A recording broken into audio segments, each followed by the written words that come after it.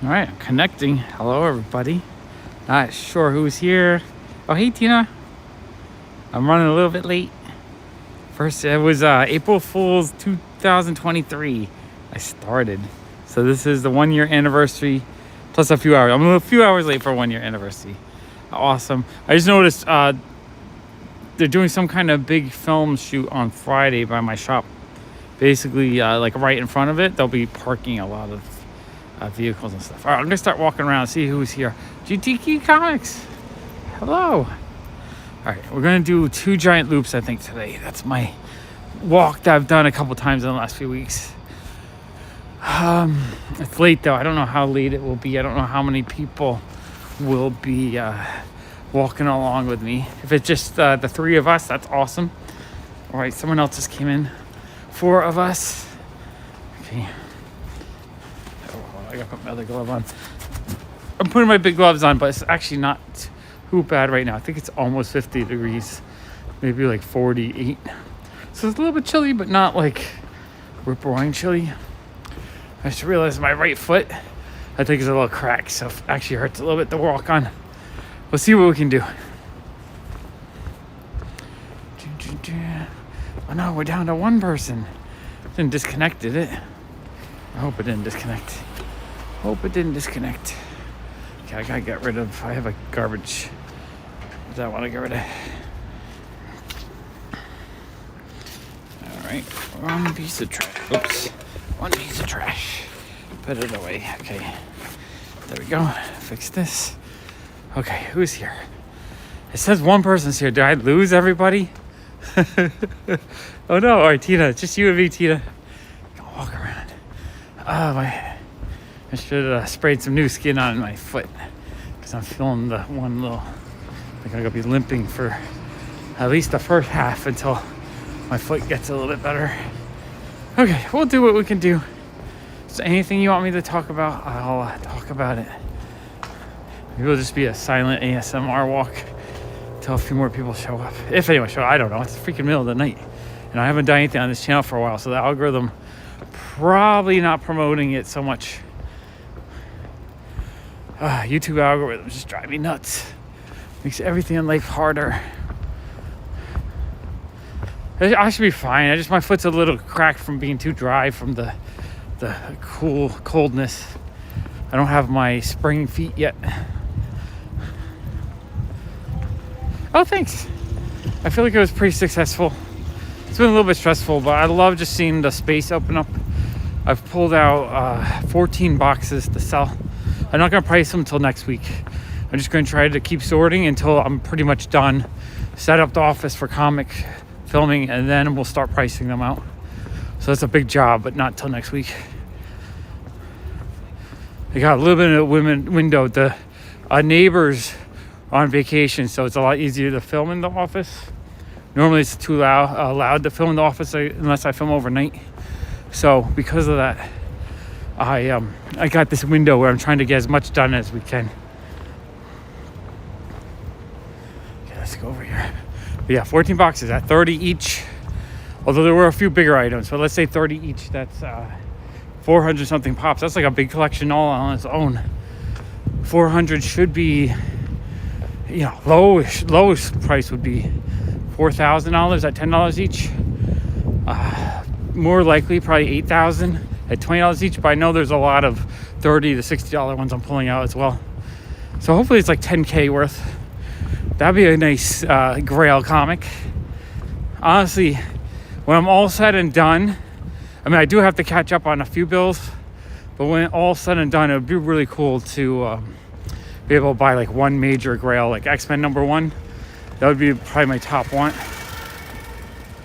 But even if I can't afford that, even if I end up with like a 7.5 giant size X-Men one, I'd be pretty happy. And that would only need probably like $2,500. A little bit more affordable. Wow, it's really... So didn't I have, the last time we did a late night walk, I think we had like 15-20 people come in. It's really low tonight. But yeah. The space though is great. I had epiphany in the side room with my vintage toys and Ziggy's and stuff. That room, I don't think I mean, it looks like I got the boxes to the ceiling in a few spots, but it looks like there might be some spots where I left 3 or 4 feet above. So I'm thinking if I repack everything up into the banker boxes, I might be able to stack to the ceiling in that room. If I do that, I can move another 2 columns worth, I think. So 2 columns, I have, I think 12 more columns to figure out what to do with. 5 of them will fill into the side area. So I'll be able, that's half.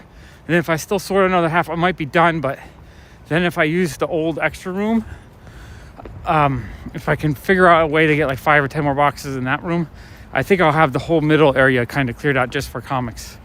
Then I can set it up for comic filming and sorting and stuff, which would be pretty awesome. I would love to be able to do a couple of comic videos a week.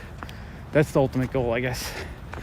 Well, I mean, the ultimate goal would be to have a super successful channel where I can, afford a giant warehouse and be able to do videos daily. That'd be the ultimate goal, but for now, enough space to do 1 or 2 comic videos a week would be nice.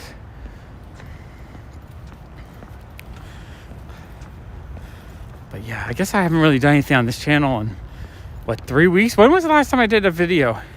3 weeks ago? I don't know when the last time I did a walk. Because of that, I don't think the algorithm is really promoting the channel at the moment. Normally, even if I started late, I would get like 10, 15 people in. Well, I hope you enjoy a ASMR silent walk.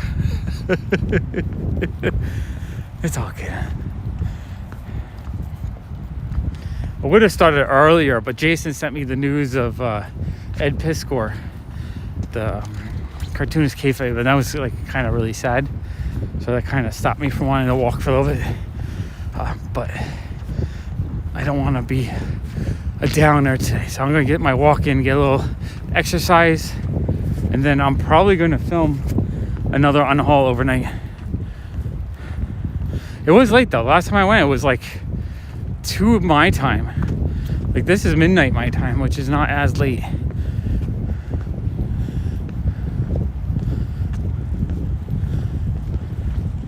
We'll figure out. It's weird just seeing 2 people hanging out. Definitely, I know there's people that are up right now that would want to hang out if they knew I was walking around. I think, Tina, did you get a message? Did it message you, or you just knew I was coming on sometime tonight?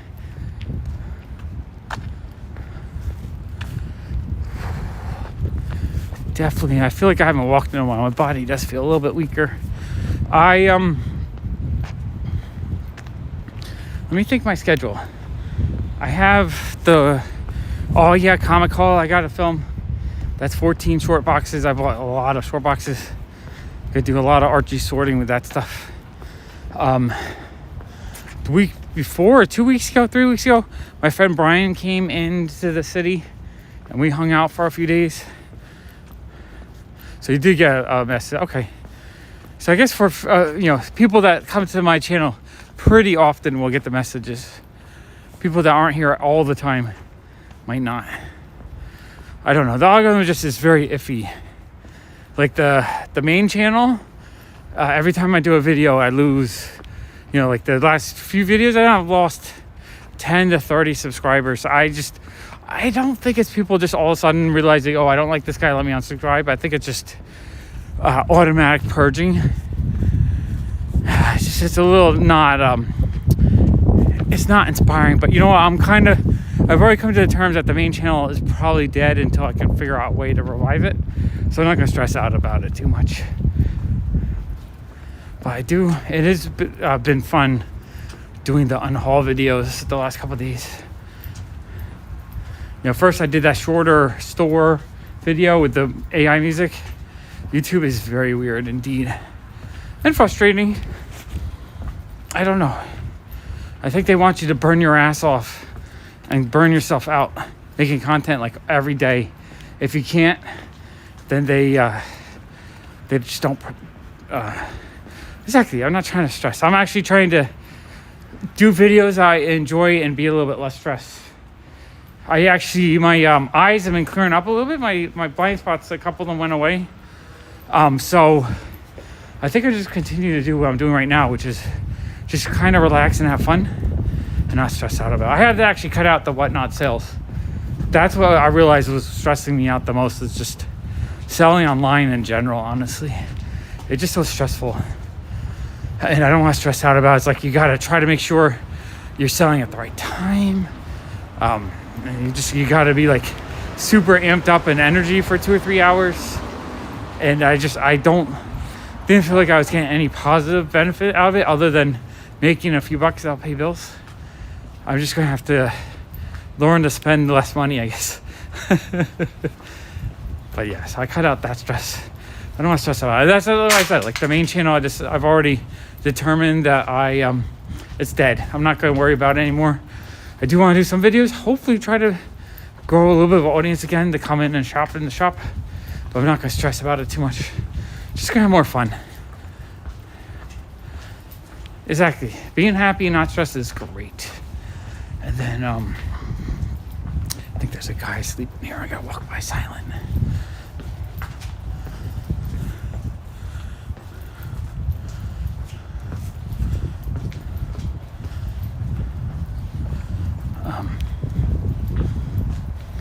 What was I say? But yeah, I've done. They're doing well. My son, he just had a 4-day weekend for Easter. He doesn't have spring break until the end of the month, I think. And he just sat and watched TV all weekend. I kept saying, "You want to do something?" He's like, "Nope, I'm just relaxing." He needed a weekend just to be a couch potato. Allison's doing all right. It was her birthday 2 days ago. We had a nice little evening. And she's doing well. Her parents haven't been doing the best, so she's been stressed out about that, helping out her mom and dad a lot more. But for the most part, she's doing all right. We're all just kind of hanging in there at the moment. I'm trying to think. I was saying my friend Brian came in. I did a whole day with him and Jason and my friend Spencer, the 4 of us. We got a zip car and we just went to New Jersey. I didn't film it. I kind of, in some ways, regret not filming because it was such an awesome day. But at the same time, I just focused on having the fun of it, and it was a really fun day. We went, we went to Anthony's Comic Art Warehouse. One of his employees, Mario, always says I should go visit them, so I finally visited him. Thank you, Tina, I appreciate it. And the warehouse was super awesome. I bought a Rusty and the Big Guy original artwork. I bought a stack of Australian comic books, which was pretty cool, and a handful of Golden Age books, and a whole bunch of Heritage auction catalogs, which I've kind of wanted for a while, and they gave them to me for a really good price. And then from there we drove to my hometown where it was nice to have just a fun day. It did kind of need that, but also I felt so rusty. I hadn't filmed in a while, and I needed some encouragement. Like, I'm having a hard time lately filming because I just don't feel like I'm confident in it. And that's kind of what I did the other day when I did the little short 10-minute video in the store. That was like, let me just try it. I didn't feel my mojo yet, but I did it and I liked it. It turned out a lot better than I thought it was going to turn out. And then the filming at the comic shop also felt like a little bit nervous, or not. Like, I just feel rusty. Like, there's been times where I'll go, a month where I feel so confident I can just do a lot of videos and it's easy. And right now it just feels like I don't know if I'm doing it right. I just think it's the YouTube algorithm is so tricky and frustrating. But that's also why I haven't been walking as much on this channel either. So I just trying to get myself out there and doing it more and doing more videos and stuff. Just trying to find the easy mode or the happy mode, like both together. Like a way to do things that I'm enjoying it and it's easier. Thank you, I appreciate it. No, I know. I'll be fine. I just gotta get through the way. You know what it is? I usually don't film in the winter, so this is the first winter where I actually did more content than I normally did. So it's usually not until spring when the weather's nice that I start doing a lot more. Like right now, I feel kind of weak. I haven't walked in like a week. and I feel kind of tired and weak. No, we didn't. We talked about it, but we had a certain amount of stops that we wanted to get to. My friend Brian had to be back in the city by 6 to meet up with his girlfriend. So we had like a limited time. But we did some kind of event for the park. We did go to the bookstore. I bought my first comic at, which is kind of cool. And then we went to a comic shop next door, which had a pretty decent dollar bin. We had limited time there, though. I think Jason was a little disappointed because he wanted to dig some more. We were there, but we were only there for probably about half an hour to an hour. Like each spot, we had to try to limit it because we had a limited time. Ooh, Street Candy Pirate hanging in the park. So we, like, I feel like we need to go back to that comic shop. Actually, I only dug the top row of the boxes, and I didn't get into the bottom two. Although I'm so loaded up with stuff to film right now, especially with the Oh Yeah comic haul. That's 14 short boxes. That's like one big long video I gotta film. And then I probably have another 5 long boxes to film elsewhere from other things. And then trying to think what we did next. Then we went to this spot in Livingston, New Jersey. That's like well, it's an old mall that looked like dead. It looked like it was dying. It looked like a post-apocalyptic mall, honestly. There's like an old Burger King that was all boarded up and stuff. There did happen to be 2 or 3 like collectible comic shops in the mall, which we didn't really spend too much time. I probably should have dug through the comics a bit more. But the main place we want to go to, there's this giant, probably like 5,000 to 10,000 square foot store that had just display cases of collectibles. It was actually very crazy looking. It wasn't really fun to shop through. It was more like a museum because everything was locked up, so you had to ask them to open them up. So I did not really shop there, but it was just fun to look through. And then the last place we went to that day was an old bookstore in, I think it was Morristown, New Jersey, which was a lot of fun. I bought a whole stack of Cerebus comics for $2 a piece, like number 25 to 45 maybe. And then I bought maybe 10 heavy metal magazines for $5 a piece. And then also I think a small handful of early Silver Age or Atomic Age comics. So that was fun. So that whole day I spent a lot of money that day, but that whole day I got like 3 or 4 giant boxes full of stuff and 1 piece of original artwork. Really fun day. So I gotta film that haul. Trying to think what else. Like I told Jason, I want to spend all April doing videos like almost every day. So I gotta, in the next week or so, we're going to start cranking it up a little bit. But I need to get the office sort done first. Right now my lungs are struggling a little bit. I think it's just from all the dust I've been inhaling all week. Actually, I might need some water. I think I need a water break. All right, we're up to 5 people. Woohoo! Hello, everybody. We got the big audience coming in.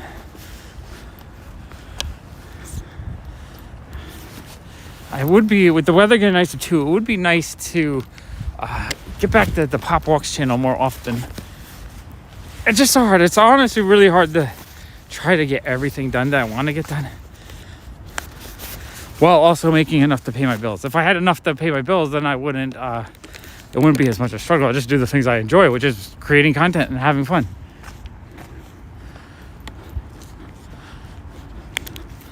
All right, water break.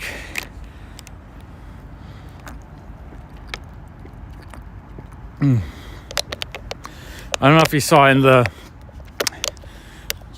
unhaul video today, I did have one Slee Stack Funko Pop that I had to keep. It's like, oh, Tina would like that. He probably had that already, though, I'm sure. Did you ever get the golden Slee Stack? I think there's one rare golden one that they put out at like a California convention of some sort. Or maybe it was the, the Hollywood headquarters. I'm gonna put my gloves away. Actually, like I have my big gloves on. It actually does not feel that cold right now. I think it's actually nicer than I thought it was. I thought it was 48 degrees, but it feels sort of warm.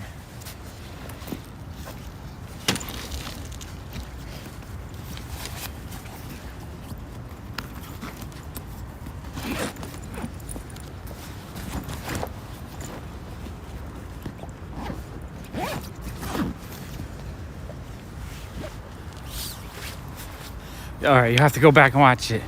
Yeah, I think it was in the first half of it. It's all good. It was a long video today. I tried to do a longer one because it seems like the longer videos have been doing better for me on general. On at least the comic channel. I don't know if the pop channel longer is better.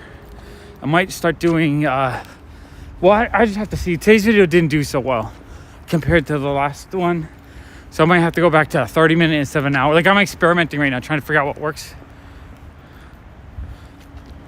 Oh, you don't have anything. Oh yeah, no, I think Funko Pop wise they did 3 different ones, I think. And then there's also a I think it's an older figure that they did that's like a vinyl figure. It's pretty cool, actually. There hasn't been a lot of Sleeve Stack stuff made over the years, but when I see it, I pick it up.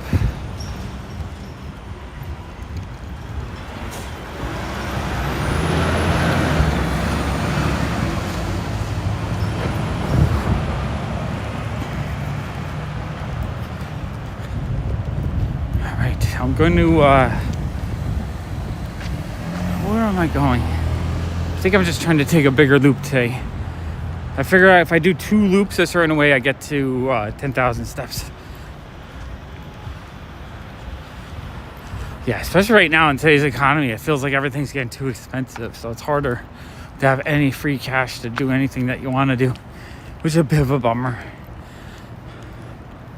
That's more the kind of thing you just got to find out, like a garage sale for $5 or something. Then it's like, score. And honestly, if you can get out of the house a little bit on the weekend, I don't know if you're still working weekends, but just going out and in person, like hunt for some stuff with a very limited budget, I think it's so much more rewarding just getting out, talking to people, hunting for things, getting a little bit of exercise, and just having like a fun experience is a lot better than just ordering stuff online. It's too easy to spend money online, and a lot of money online. Although sometimes in person people want too much money, but sometimes you find those good deals. Still working with, yeah, that makes it a little bit harder. It is fun to go through what you have, like what I'm doing right now. Hey, Kyle. It is fun to go through your collection too. Maybe you can find things you don't need anymore, part with it a little bit, prune it, shape it up, make your collection even better. I think it's always worth going through your collection and organizing it.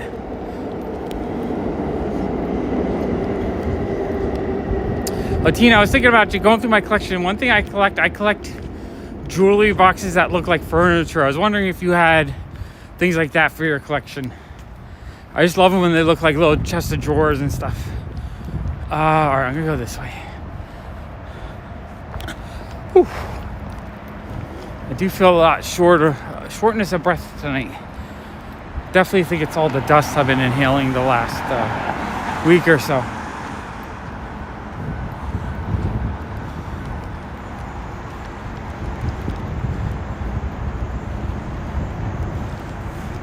It's a late night walk. I was running so late tonight, but I wanted to get it in. Just regular boxes for. Yeah, I don't know why. I'm a sucker for.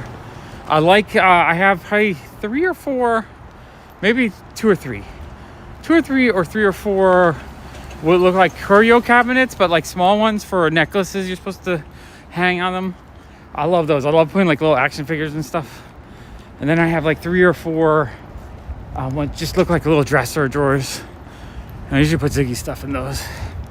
I think they're cool. I like little miniature things in general, honestly. Just a fan of miniature things.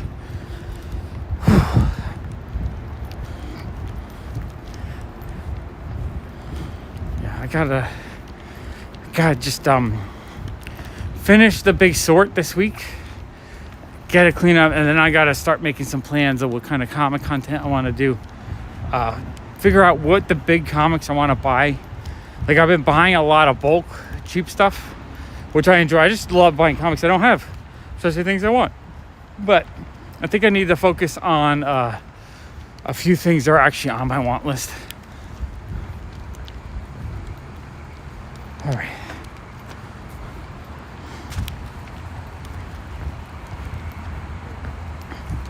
I had a whole conversation, or I've had a few conversations of, selling my Grail Funko Pops. And the thing is, the Grail Funko Pops actually have pretty much kept stable or gained value over the last year and a half, whereas comic books have lost like half their value. So I'm actually happy I didn't sell Grails for comics. I'm kind of happy that I'm just trying to sell off the cheaper stuff for comics, because I think the Grails have been holding value much better. And in fact, there's a lot, like some of the big ones I have lost value, but I think they were over, like the height of their value felt like it wasn't quite accurate, or it was a one-time sale. But a lot of stuff that I had that was worth like $400 or $500 is now selling for $800 to $1,000. So I actually think I've gained value on a lot of them too. That's one reason why I have not been rushing to sell the high-end stuff. I figure the high-end stuff I'll sell when I'm ready to sell it, but right now I'm putting all the effort into selling the cheaper ones I don't want. Because those, if they haven't gone up in value in 5, 6, 10 years, then they're going to be very slow to gain value later on, I think. Obviously, I sold a few things that actually went up in values too, so I kind of regret selling a few things. Like all my Fallout Pops are going up because of the ones I sold have gone up because of the show. But I did keep all the mutants and the power armor ones, and those are the ones that are going up the most. So I was actually correct in thinking that the ones I thought were cooler would maintain or gain value. So that's one reason why I'm not, like, a lot of people are like, oh, just sell them. Funko Pops are dead. They are dead, but they're dead. The cheap ones are dead. Like, I have a hard time selling those $10 ones because people don't want cheap ones anymore. But the rare collectible ones, people are still buying those. So those are the very last. Like, when I'm done selling all the cheap ones and I feel like I can't stock my store enough, or I can't pay my bills, or if I'm having any kind of financial hiccups, then I will sell the Grails. But right now I feel like they've been, and they're continuing to be, a good store of value. So I'm not really rushing to get rid of them. Yeah, mass-produced cheap ones, get rid of. The older ones that there might only be a few thousand of, maybe 5,000, 10,000 at most, that have value. Those are the ones I'm going to hold on to. Or the ones that are low value, but I know they're rare, I'll hold on to those. But all the ones that are so easy to get, that I've had 1,000 times in the shop, that, they're 8 years old and they're only worth $15 maybe, those I'll sell. Because if I ever do want them again, or if somehow I luck out and have the space to have them all again, I know I can pick them up. And not only can I pick them up, I'll be able to pick them up in cheap collections. So if I sell them for 10 or 15 or even 8, I'll be able to pick them up for like 2 to 5 in bulk when I buy mass-produced bulk piles that people can't get rid of.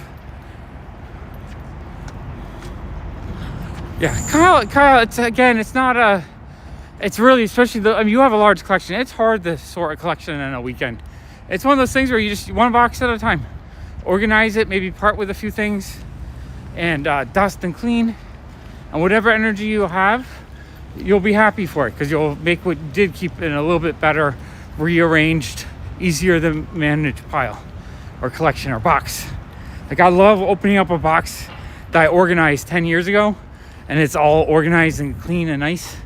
I love it when I leave stuff in that condition.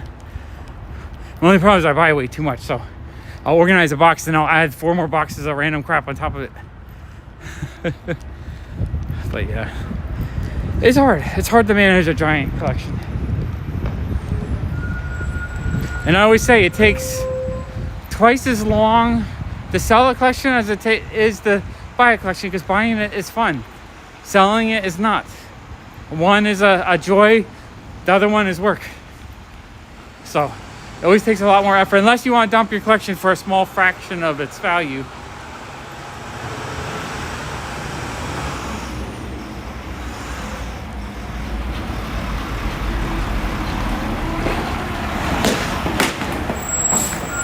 I'm gonna go this way. Hey, nerdy girl, love makeup. How are you?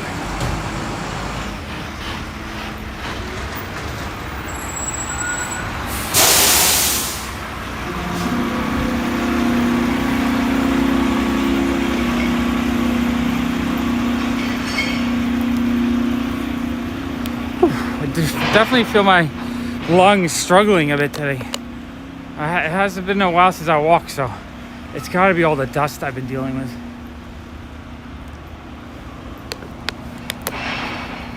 Let me cross here. Yeah, street candy harvesters are out. Street candy pirates are out. Yeah, it's late. Oh, hey, Stan.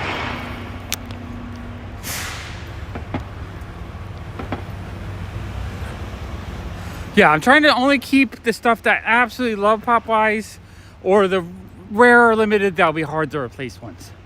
Now, I'm not saying I might not, 6 months from now, I might still sell them. I might decide, you know what? Let me sell 100 pieces and get X-Men #1 or something. No aliens yet. Oh, and manga and comics are definitely keepers. I have all my manga sideways all over the office right now. I actually need to order some manga boxes so I can, I want to organize them a little bit better so I can read them and enjoy them a bit more. I've been trying to pull out, like, anytime I find some of my older manga stuff I've had for 10, 20 years, I've been trying to pull out the random boxes and just gather it together. I actually found a bunch of Osamu Tezuka stuff that I bought years ago. It's been kind of fun finding some rare out of print ones that I'm like, oh, I have that. I don't have to spend $50 now, or I don't have to pay $30 now. I love it. I love it when I already have stuff that I know is kind of expensive. Or I've been kind of on an ElfQuest kick lately. Jason keeps showing me ElfQuest videos and stuff, and it kind of amps up my love of ElfQuest because he loves ElfQuest. And I found a whole stack I had of #1 through 2. Like, I had a full set of the original one. Now, I don't think they were all first print, but I didn't realize I had the full set. And yeah, over the years, I would still buy them. So I probably have duplicates. But it was nice to know, oh, I do have them all. I don't have to go on my way to get the rest.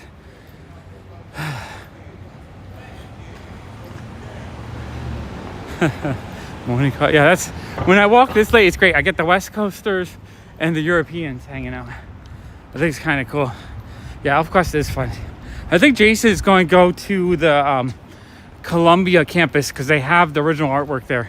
I think he requested to see. I might try to tag along with him if I'm up for it. Right now, I'm kind of on a nighttime schedule, and I don't know when he's going, but it would be kind of cool to see it in person. They, Wendy Peony donated the whole set of artwork, like, I don't know, 2 or 3 years ago, I think. Not 100% sure. But all the original artwork is at the campus.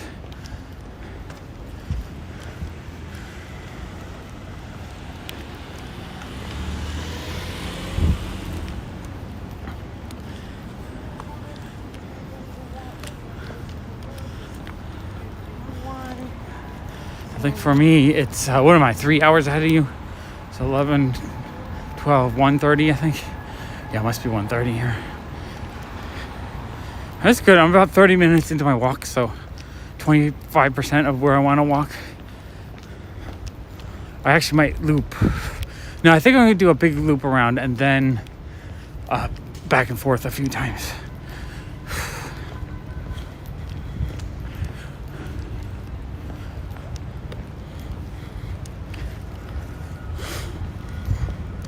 I got a package from Dennis coming in soon. I'm not sure exactly when it'll arrive, but he sent me, I think he sent it the end of last week. It's coming in from, I think, I forget what Scandinavian country he's in. I think he's in Norway. Not 100% sure. I always forget. I'm really bad at remembering. But he's sending me 60 international comics and some Italian Ziggy stuff. I am really excited. And I'm sending him back a bunch of, like, I think he's sending me 60 comics, so I'm going to try to send him back 60 80s cartoon classics. You know, like G.I. Joe, Transformers, Care Bears. Oh, Street Candy Pirate. I haven't seen the Invincible ones yet. I really have not looked at new ones. In fact, Allison won't even, like, the other day we bought a little stack. And I'm like, oh, that one's cute, I said. And then she's like, no, it's not. And she priced it. I gotta not look at new ones and get excited for them. And I know there's new ones coming out that look cool. Oh yeah, that's awesome, Kyle. That's awesome. Were they all first prints? That's amazing. Hey Marlene, how are you? I love that again, the morning European commutes and breakfasts and the late night West Coasters getting ready for bed. It's actually a kind of fun time to walk around.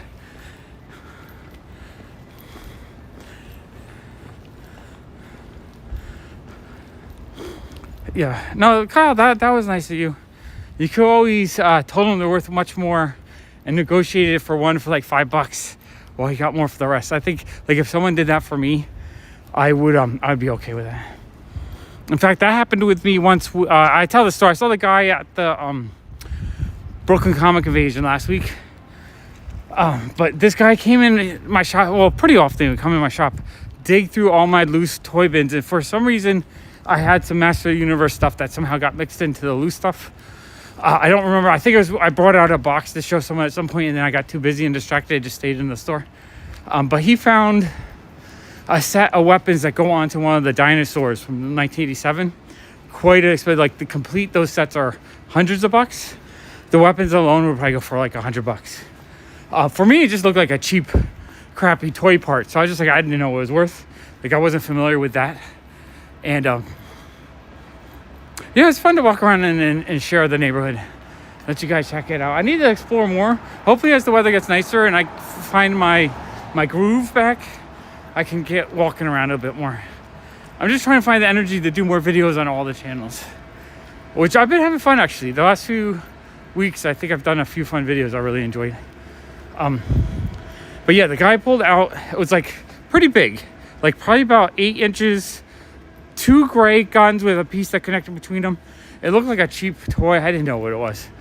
And so I brought it up. He was buying $20 worth of other He-Man stuff.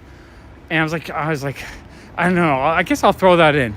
Just, I was happy to give it to him because he had use for it. He's like, no. Let me give you $20 for it.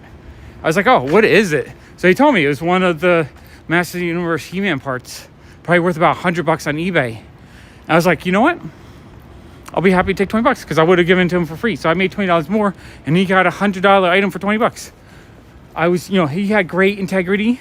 He did lowball me in a sense, but I was going to give it to him for free. He didn't have to give me anything. So the fact they offered me $20, I was actually really happy with that. So that's what I would have done in that case of the Elf Quest. Maybe got one for like $5.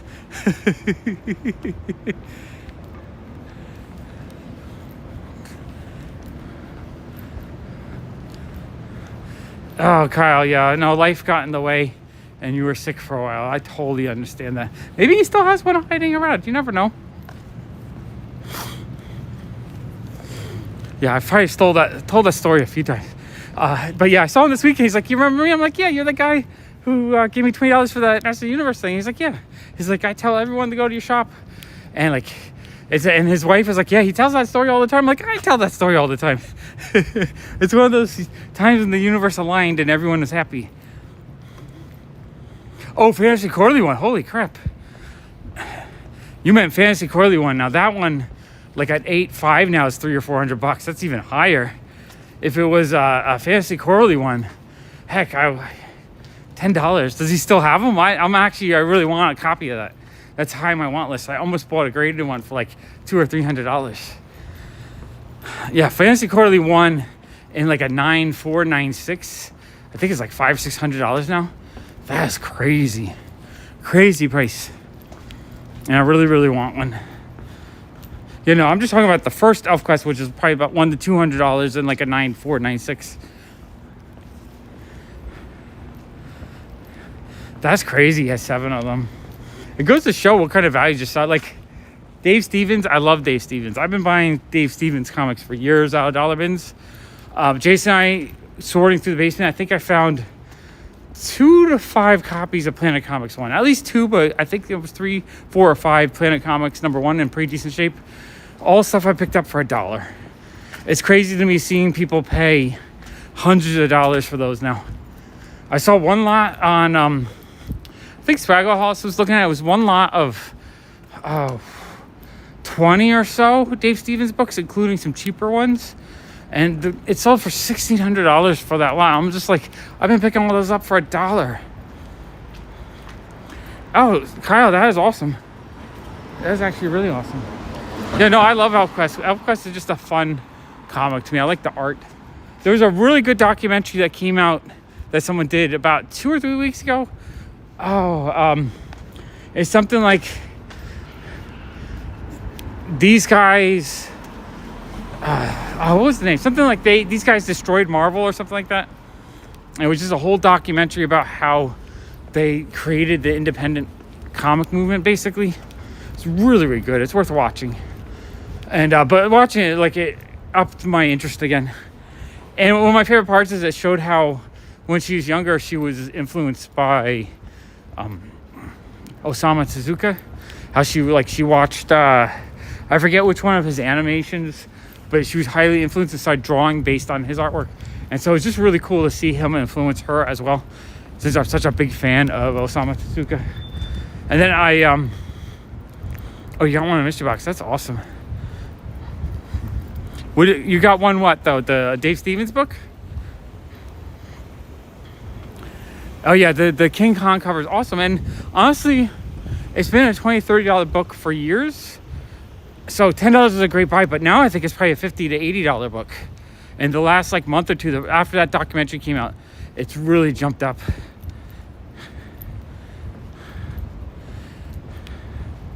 Oh, that's awesome, Kyle. Super awesome. Yeah, no, I love Dave Stevens' work. I think it's it's beautiful. And you know what's still super cheap? Star Slayer #2. I just looked. It still has not gone up in value. ElfQuest. Oh, cool. Very cool. ElfQuest is fantastic. I love ElfQuest. Yeah, no, I love Dave Stevens, but Star Slayer 2, the first appearance of Rocketeer, and #1. Both of #1 is like the cameo for Star Slayer. First Rocketeer. Those haven't gone up in value yet. I think it's time to grab those. I've been grabbing them every time I've seen them for years, but I would not be surprised if those people start realizing, like, that's the first appearance of the Rocketeer by Dave Stevens. That's gotta be worth something more than like $20. You know, ElfQuest is a really fun adventure series that's very inclusive. In a sense, it's like a whole bunch of elves that are kind of outcasts from society, but together they're all accepting of one another, and it's really cool. I love it. Yeah, that King Kong cover is gorgeous. I have, I think, 3 copies, but I don't know if any of them are high grade. They may all be kind of beat, but I've only paid like $1 or $2 over the years. Sweet. What does a 9.8 Star Slayer 2 go for today? $100? I don't even know. Like, I feel like it's such an undervalued book. I have probably a dozen Star Slayer 2s in my collection. I just pick them up every time I see them for like $5 because I just feel like it's such an undervalued book. I mean, every time I see it, and I think it has a Gru ad in it too, which is kind of cool. I think that's when I first started buying it. It's just a cool comic. But you know, I didn't realize that Star Slayer 1 is the first cameo appearance, and I had not been picking those up. So I actually started picking those up in the last couple of years as well. I think I have like 4 or 5 of them now. I'm not sure.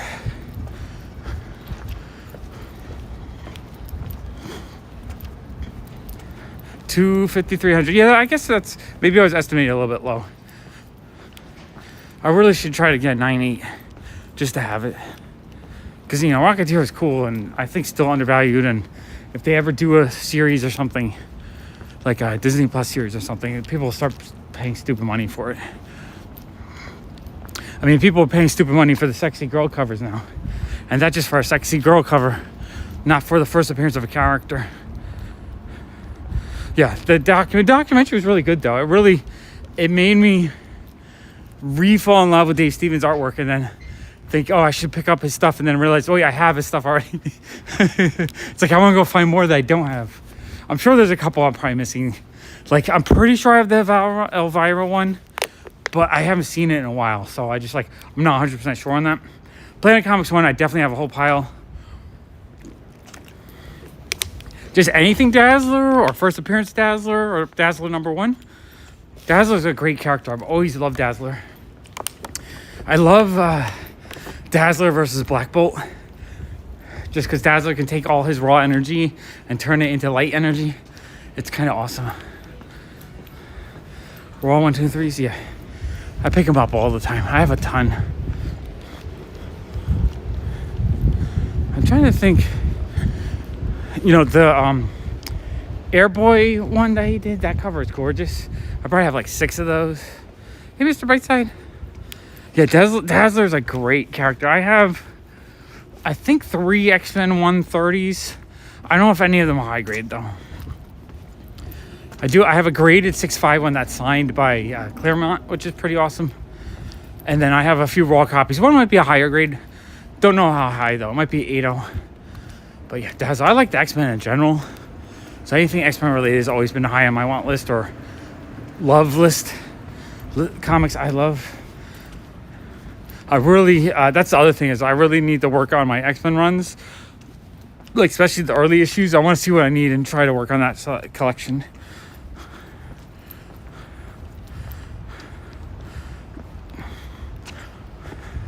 Yeah, no, well, the price of Dazzler is already pushed up because of the hype. So it's kind of built in already. But here's the thing. I think if Taylor Swift is Dazzler, even if it's just for a cameo, like if she has a major role, that would really help it. But just for a cameo, it will do is a lot of people will bring them out of the woodworks. And a ton of them are going to get listed because it's not really a rare book. So technically, if she does show up as Dazzler, the price might go down just because the supply is going to go way up as people try to cash in. Or if she's not in the movie, if she's not in Deadpool, then people might dump them because they realize this is a bad spec. So I have a feeling when Deadpool 3 comes out, the Dazzler books might drop. So it might be actually a really good time to pick it up after the movie. Even if she's in the movie, prices will be better after the movie. Right? It's kind of too late now to get it for a good deal. Unless you find it out and about in the wild for cheap, then it's great picking up. But I honestly would wait till Deadpool comes out, because like it's only when something happens in a movie that people don't know about is when the value will jump. But if people are specking hard on it, then the value's already kind of put in there.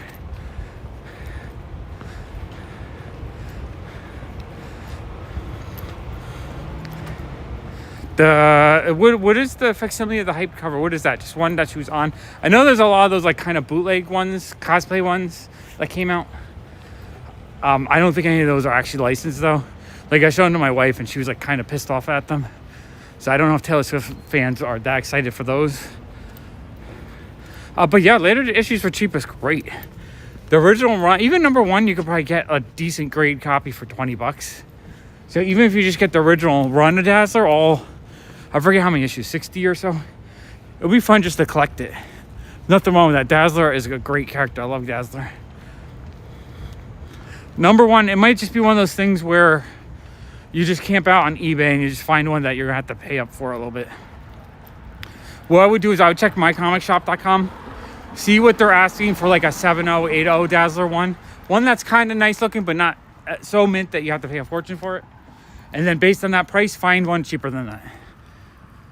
That's what I would do at least.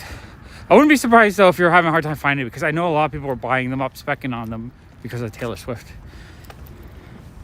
I don't know how many I have. I might have 10 of them. I have no idea. I've always picked up Dazzler one when I've seen them cheap when I'm out and about. But I haven't bought one in 4 years, maybe 5 years. I just don't see them anymore, which means they probably are getting purchased up like crazy. Okay, we are on loop number 2. We started out the walk going through the park, so I'm going to turn up 1 block early. Sure, if you have any comic collecting questions, ask away. I love helping other collectors find the stuff they want.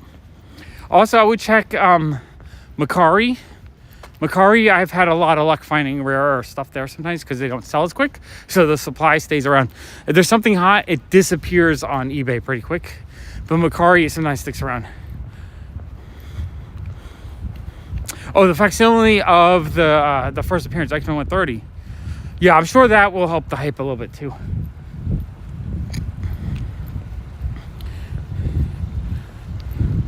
I mean, collecting and reading is what's cool about comics, is there's multiple ways you can enjoy them. So yeah, you can, it's so funny. I'll collect the single issues because I love the covers and stuff. So I'll collect single issues, but then I will want to read them, and I want to read out the single issues to crease up the covers. So I'll buy the trade paperback, and then if I really like the series, I'll go and buy it again as a hardcover. There's so many times where I'll have a series where I'll buy all 50 issues for like $1 a piece, and then I'll buy all the books and spend like 3 times the price just to read it. I'm silly like that. I prefer reading them in book form because it's a lot easier, having like 6-10 issues all together. Actually, because of that, I need to go back and I haven't caught up with Saga since it came back last year, I guess. I feel like I need to go back, reread all my sagas. So I'll go read through my books and then catch up to the newer ones.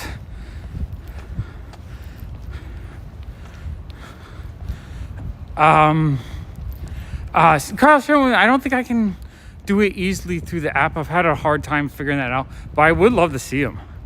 That would be cool to see. If you want to send them to me on Instagram, that would be cool.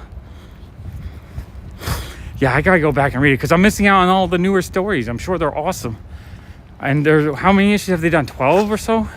I forget how many they've done since they came back. And I wait to get them cheap for like $1, so I haven't been keeping up with the newest ones. Okay, I think we're gonna trying to think of what area I want to walk through right now. Yeah, exactly. That's why I like facsimiles. It's a nice way to be able to read the story with, buying it for a couple bucks. X-Men 130 though, that's a comic I've loved for a long time. 129, 130 is a great, and 131, those 3, great combination of issues. You got your first Kitty Pryde, first Emma Frost, first Dazzler. What a great era for X-Men. From issue 94 up, I'm pretty sure I have most of them. Right, I'm only missing a small handful from 94 up because I know I have 94, I know I have 95, 96, 97, 98, 99, 100, 101. After 101, I don't really pay attention, but I've purchased long runs of X-Men many times over the years, and I haven't really purged my duplicates. So I'm pretty sure I have the majority of books from 94 up to 544. Oh, okay, yeah, you can send it to me on Facebook. It's just so much harder for me to find stuff on Facebook. It always gets lost in the files, so it's like sometimes I don't even see messages for days. But I'll go to see what you sent me because that would be super cool. But yeah, I want to figure out what I need from X-Men 1 through 94 and really start working on that. I know I have, let's see, I have the first Havoc issue, and I have probably about 20 or 30 other random ones. And then I know I have 1 or 2 other graded ones under 94. I forget which ones they are. But I want to figure out, I really want to complete my X-Men run. That's like a run that I'm dying to complete.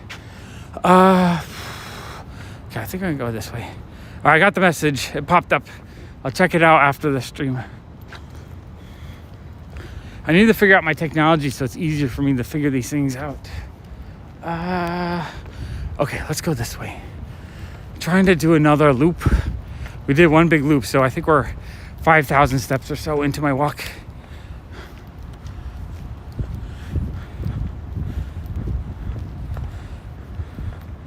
I want to, I need to get my stamina back up. I really would like to start walking a lot more. The 99s go for a sweet penny. But I feel bad for the person who buys it because, with the new grading, there's a lot of 9.8s that should have been 9.9s that they were just lazy grading. So there's going to be a lot of 9.9s that come up. I bet there'll end up being like 20 or 30 giant size X-Men 9.9s once they actually regrade everything and figure it out. The whole thing is kind of scammy, but is what it is. Honestly, you give me a 7.5 giant size X-Men 1 and I'm thrilled. 7.5 looks wonderful. It's going to have very minor wear on it. The difference between a 7.5 and a 9.8 is so imperceptible to me that I'm not willing to spend, $50,000, $100,000 more for that. Like, I'm not getting $100,000 more value out of it. Like, having a giant size 1 would be amazing because it's such a great key issue. But if I'm buying it for $2,500, which is still a lot of money, don't get me wrong, $2,500 is a small fortune, but I feel like I get a good looking copy for that. Whereas like a 4050 is going to be damaged enough that might bother me. So a 7.5 at $2,500, it looks beautiful. Maybe an 8085 for $3,500, maybe I'm willing to pay a little bit more. But once you get into the 9s and you start paying 10, 20, 50, 100,000, I don't feel like I'm getting more value. That to me at that point is just an investment.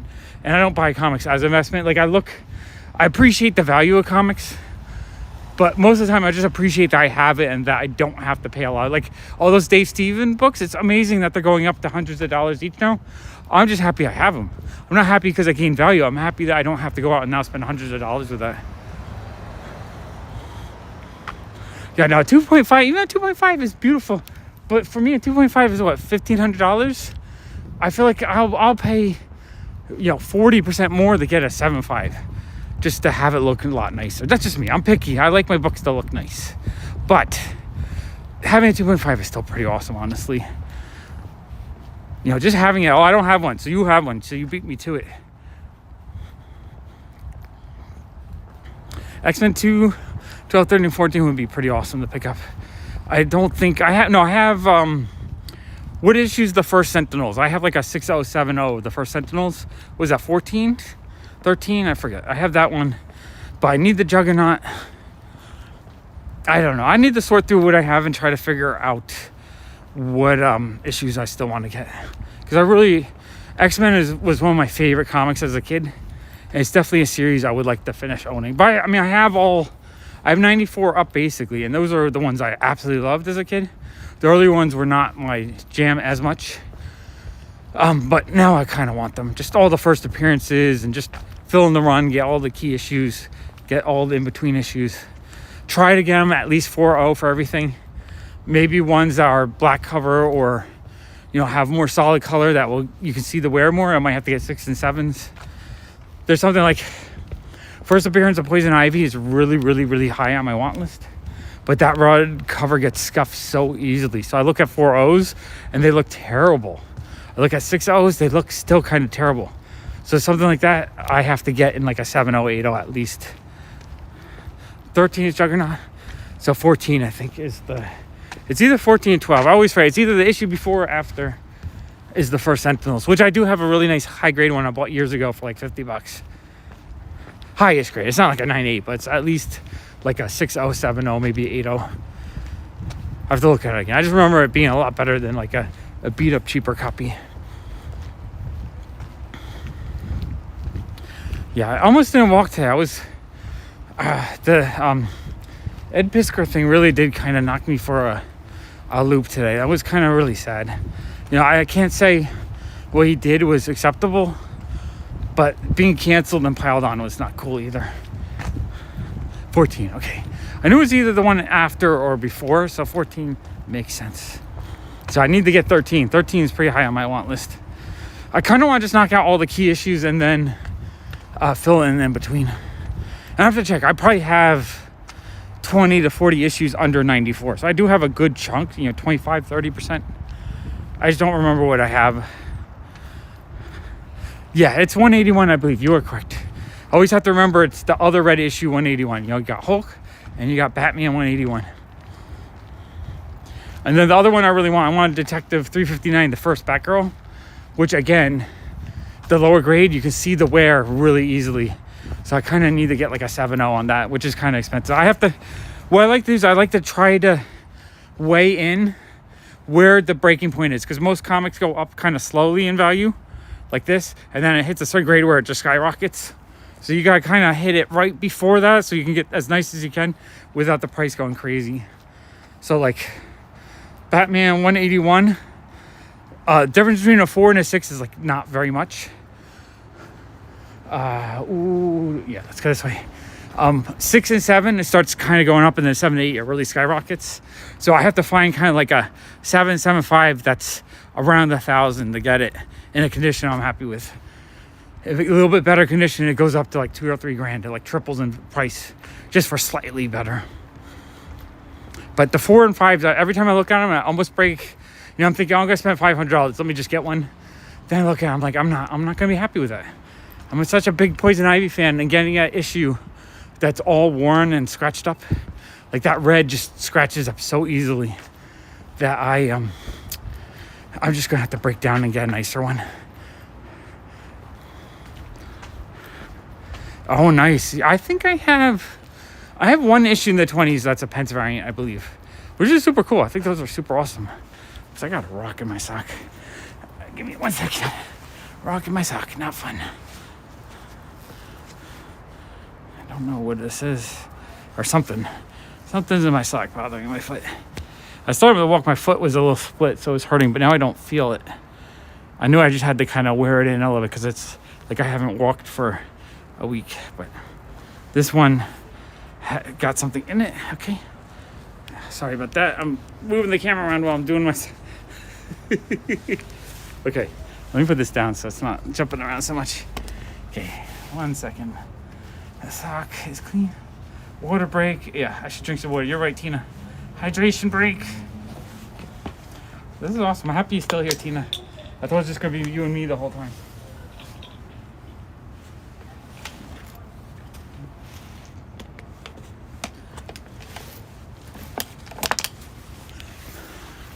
But yeah, so with the big sport I'm doing with well, I mean, there's still people out. Like there's 3 people walking right there. So in the middle of the night, it's also Monday night. Monday night is the slowest night of the week. On Friday night, Saturday night, it's gonna be packed full of people this time of night. But Sunday, yes. So what they used to do in the 60s, at least until early 70s, they would print the interiors all together in one print, and they would print like the first 10% of the run would be the Pence covers, and then they would print the, cent covers. So I think it was actually the same printing. They would just change the number die on the press, and so because of that, they would they're pretty much the same print, just a different cover. Yeah, so Pence's is technically, Kyle's right. I think Pence's are even earlier in the first print, and they're like 1/10 the print run, so they're a lot rarer. I don't know why people don't value them more than the US version, but people are picky. They want the US version. I personally think they're super dope. I don't mind, like if I have a chance between a Pence or a US version, but I can save like 20% getting the Pence version, I'll get the Pence version. I'm okay with that. To me, it's the same book pretty much, just a slightly different cover. If I can, I'll get both. Is it only 3 to 5? I thought it was 10%, but yeah, you could be right. It could be the first 3 to 5%. It's a very small print run because the UK market was a lot smaller than the US market. Yeah, not as valuable. I mean, honestly, I'll buy both when I can. I went to the, fresh ink, exactly. And the plates are probably fresher. I went to the Koch warehouse with Jason 2 weeks ago, and he had a big $2 area with a ton of Pence variants. I didn't grab any because I was grabbing Golden Age, but I might go back within a week or so and try to grab every different Pence variant I can get. Just a whole lot of Bronze Age stuff. $2 for like Power Man or Iron Fist or Marvel 2-in-1 or any other Bronze Age books for $2 with a Pence cover. I think I want to grab all those actually. That's the one thing I kind of regret not grabbing the last time I went.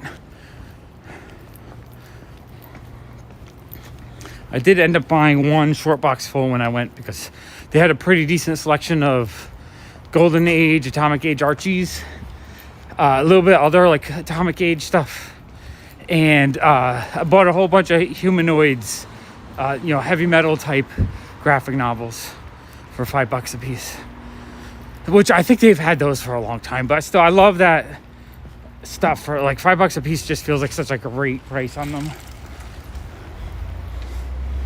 But yeah, with me selling off my collection, I was about to say, my goal with that money, I might first use it to restock the store with a whole bunch of new merchandise once I sell it. But then after that, after I make a little profit, I might go after X-Men 1 would be the big book, but if I can't get that, it would be Detective 359, Batman 181. Those are the 2 issues I really, really want. Those 3. Oh, and Action 252. Action 252 Batman 181, Detective 359, X-Men 1. Those 4 issues are my big Grail targets for this year if I can get them. And X-Men 1, I want at least a 4.0, so that's gonna be like 12K. But 12K feels cheap because a 4.0 was like 25K a year ago, half price. I got to sell a lot of cheap $10 pops to get there though. Was that $1,000, $12 pops? Which, what did I pull out? Pulled out 14 boxes, 400. I'm at 400, so I'm only 40 or 50% of the way there. I gotta get a lot more. Yeah, so I don't know if X-Men 1 will be in the cards for me, but if I can pay 1 to 2K each for the other ones, maybe 3 to 4K for the Action 252, because I kind of want a higher grade one, I'll be happy. It's because people value American over international. They want like the true American first, even though technically the Pence would be the first and it's rare. But I think in the long run, people might realize or come to terms that maybe the UK version's better. Because a lot of times you can buy foreign versions of books for so much cheaper. A lot of the time. People, it's not that people do in general value rarity, but there's also a demand side. Like Action, Amazing Fantasy 15, very common book. There's always like 30 of them on eBay. So it's easy to get if you have the money, but people will pay for it because it's the first Spider-Man. So that's a high demand book. Oh, that sounds awesome, Kyle. Hey, Darren.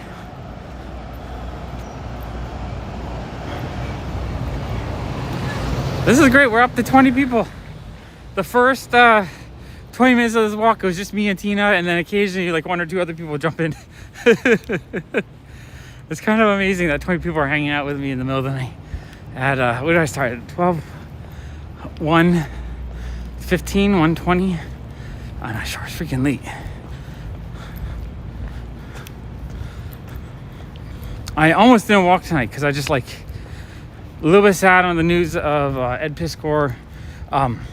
A little bit worried and walking around the neighborhood because a little bit of increase in violence in the city lately and a few other things. But God, I came out because now I feel totally fine. Sometimes just came past that first barrier that keeps you from doing stuff. Sweet. Yeah, the fact that so much of that early stuff got destroyed. I bought a yellow jacket. I think I forgot the number, but like number 6, something like that. And it was water damage. The spine was almost split. I still paid $20 for it because it's from 1941. Any comic before like 1944, 45, like you almost have to buy it in any condition, even if it's, you know, really beat up, just because they don't exist. The majority of them got destroyed. So I was like, he offered to me, he wanted 40. I was like, I don't know if I want to pay 40. He's like, I tell you what, because I was buying a whole bunch of stuff. He's like, if you buy that other pile of stuff, I'll give it to you for 20. I was like, okay, let me take it. And the main image still looks pretty good. It's just that it's got rust and water damage on the spine, which is the one thing, like water damage is the one thing that kind of bothers me. Man, I wish I had a space about this big for my collection. Imagine the kind of videos I could do if I had this much space. I could set up like 10 videos at a time and probably do like 1 on each channel a day. So, 14 videos a week. Man, I would love to have a space like this. How big is this space? This space has to be 10,000 square feet maybe. Man, I would love a space like that. One day. Goals. Lots of goals. It's 2:06. That's crazy. I don't think anyone on the East Coast is up watching me right now. I know Jason's sleeping. He'll watch it after the fact. He's like, yep, I'm sleeping. Because most people aren't crazy like me walking around the city at 2 in the morning. Did I really start at 1? I thought I started at... no, I guess I did start at like 12:45, 1 o'clock. Crazy. All right, we're just doing some loops around right now. I'm gonna go 1 over and then go down Bedford, maybe.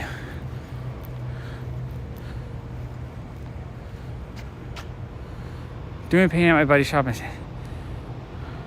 Oh, that's very cool, Kyle. Very cool. East Coast, Mr. Brightside.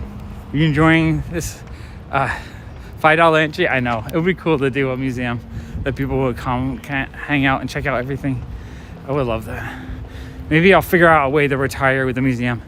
Just play video games up front while people come visit. Something like that.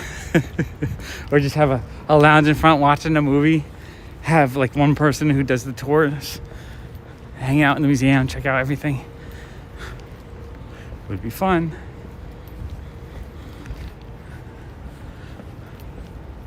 I do. One of the things, teaching myself how to do the book with the fairy doll book, it does make me want to figure out how to get all my Ziggy stuff together and do a book with all of that. Be really hard though, because I have so much stuff and it's buried everywhere. But it would be cool to do. Honestly, it'd be cool to do a few books of collectibles and just make, you know, like a virtual, not a virtual museum, but like a book museum where you can pick it up and look at everything that way. There's not a ton of really beautiful books on collectibles, so when I do get some, it's amazing. Like Pixel Dan's He-Man book is amazing. It has like everything in there. I love books like that where you just see everything from a collection. I would like to see more books like that on 80s toys. Like one older book I absolutely love is the Tomart's Guide to Action Figures, and it is just a price guide, but it has like 40 pages of toys pictured in it. They're just amazing. I would love to see more guides with a lot more pictures in them. Just like a complete toy museum kind of book.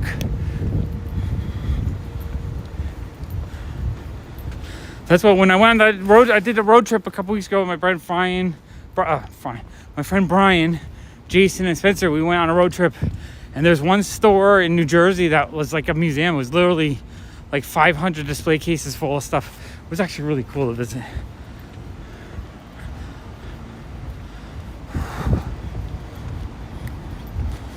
All right, my lung capacity definitely weakened from all the dust I've been inhaling all week.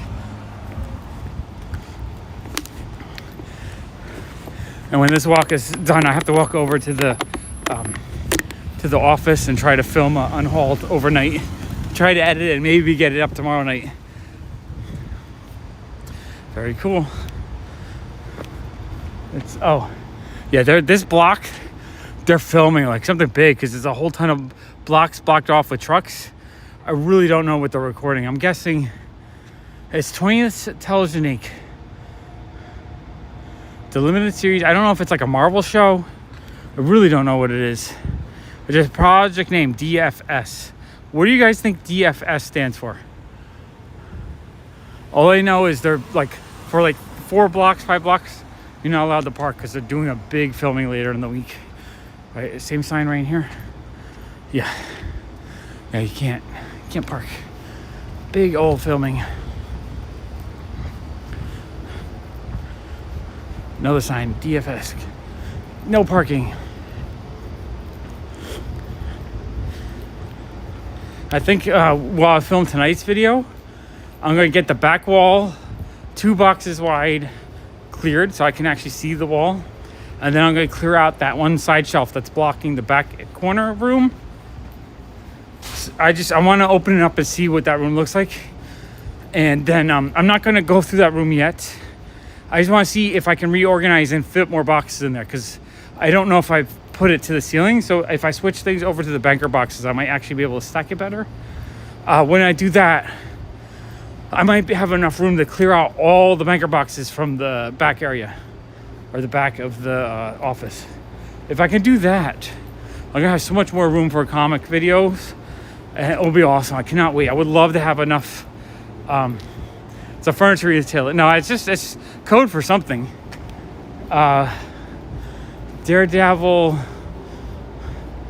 first scene. I don't know what it is. It could be Law and Order. It could just be anything, really. They're always filming in the neighborhood.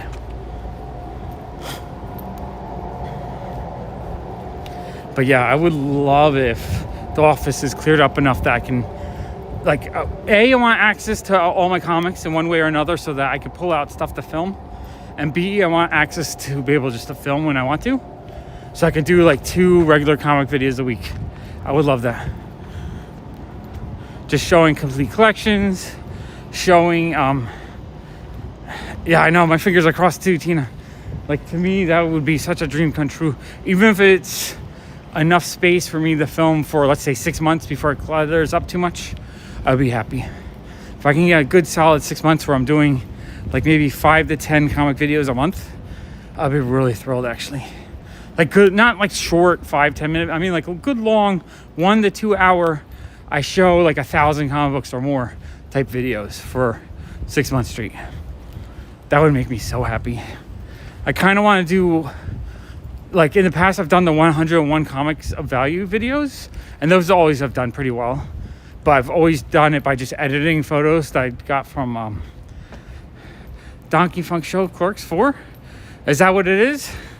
Or are you just guessing? Could be Clerks 4. That would be actually pretty cool. Try to find Kevin Smith. Kevin Smith would come into my shop. You gotta come into the dorky nerd shop down the block. That'd be pretty dope, actually. Clerks 4. Oh, wow. Wonder where they're filming. Like, what location? Man, I really hope you are correct, Kyle. That'd be awesome.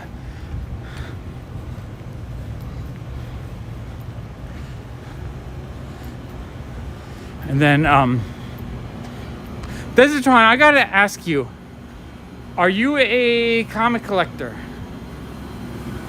I kind of want to know how easy it is to find Bronze Age, you know, those like Marvel and DC reprints. Yeah, no, it's awesome you got it. I want to know how easy, because I know I had Martin trying to look for me. You know, the Aussie comic collector. He, but he was only able to find one for me. I did luck out and I bought a stack of like 20 from the Anthony's Comic Warehouse in New Jersey a couple weeks ago. I just don't know how hard they are to find. In my mind, I kind of want to like go to Australia and go comic hunting, trying to find like $2 Bronze Age comics and buy like a long box or 2. That's kind of my dream list of things to do. I really like them. I think they're cool.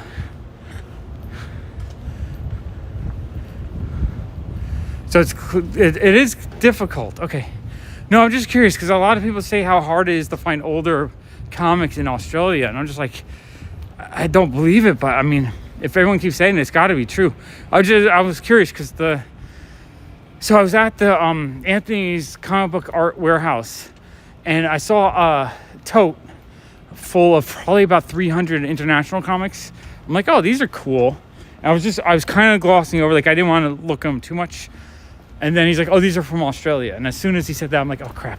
So I dug through them and I pulled out like 20 really cool books. He wanted, I think, $10 a piece. And I was happy. There was a couple of key issue reprints, like Doctor Strange 1, Iron Fist 1, some horror ones. Like really cool Neil Adams horror covers, but Australian versions, which are like amazing. I've never seen Australian horror reprints from the Bronze Age. But I'm shocked because you know, a lot of that stuff too, I look on the comic books database and there's a lot of the Australian books that are not scanned in. They're missing. So I'm just curious, like how rare it is to find them. Were they just destroyed? No one started, like in the US in the 70s, people started collecting them like collectibles. I think they even had bags back then. They were expensive, but they had bags back then. But I feel like in Australia, probably in the 70s, books just were recycled, not recycled, you know, thrown out. They were read and thrown out. Oh, wow. 50s through 80s comics he found. Oh, man, I want to buy all 5 crates. Honestly, if you ever wanted to send me Australian books and I'll send you back US books, I would be up for that. I'm looking for more. They're just so hard to find here. Especially the 50s. I would like to put a full Katie Keene run together. I think there's 29 Australian Katie Keene issues. That's very cool, Kyle. Yeah, no, I have a few now. I have 30 books maybe now from Australia. And maybe a couple from New Zealand, I think. but they're not easy to find, not at all. All right, awesome. Appreciate it, Desitron. That'd be super cool. I'm trying to find people, like I kind of want to do like 1-for-1 trades where I send back things you want of similar value, basically. So that makes it easy. Like you want Bronze Age Marvel stuff, I could probably send, a whole stack for some Bronze Age Australian comics or whatever, that kind of thing. Silver Age is a little bit harder for me. That's the one thing. A lot of people want Silver Age stuff. It's really hard to find that for a good price. Especially in New York, people just eat it up like it's candy. Whew. I definitely have not walked in a week or two. My body's really tired. Nice. Hey, Zombie Monkey. I have 2 short boxes, maybe 3 short boxes of French comics that I've purchased. I had a guy in France sending them to me. I should actually contact them to see them more. I really like the French reprints because they have really fun painted covers. The one artist that does them did like recreate the American covers painted, and they look awesome. Yeah, Desitron, that would be awesome. And you give me a general sense of what you want. Like I can't really do an exact want list because it's so hard for me to, like, if you're looking for one specific key issue, that would be really hard. But if you want, let's say, 1970s X-Men books, I could probably find some. Or if you want 1970s Spider-Man books, I could probably find some. If you want like Peter Parker, the Spectacular Spider-Man, I could find a whole ton of those. You give me a general idea what you want. Because I'm really not picky. I want everything. So I like to trade back where it's not too picky either, because it just makes it easier for me. I've done that where people send me want lists, and it ends up I spend hundreds of hours trying to find stuff for people. And it becomes so stressful. It's not fun. But if I'm just trying to find a specific, not specific, but like a general era of comics, or if you want modern day, like McFarlane's Spawn issues, I can find a boatload of those. And those, I might even do a 2-for-1 trade or a 3-for-1. That kind of stuff. I gotta find a way to trade with people where it's easy and not very specific. Because when people give me very specific, especially if it's very specific key issues that everyone buys in New York, it's like, I'm not finding that. I'm just going out and spending a lot of money to get it, kind of thing. Yeah, it's my 1-year anniversary. I started on April 1st last year. I can't believe it's been a year. Oh, Kyle, that's amazing. I don't know how much Bronze Age Canadian stuff I have. I have a little bit, but not that much. That is awesome. Let's see, I have 3 boxes of French. I have a few hundred Japanese volumes of manga. Not reprints, though, of actual, like, Osamu Tezuka stuff. Absolutely love manga, so I buy a lot of the Japanese ones. I have... I have a handful of French. I know I have probably 50 to 100 Pence variants.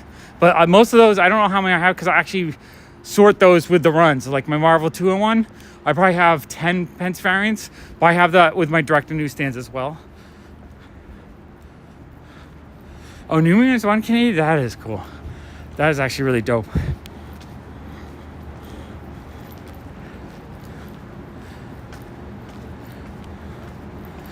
Yeah, having physical issues in hand is awesome.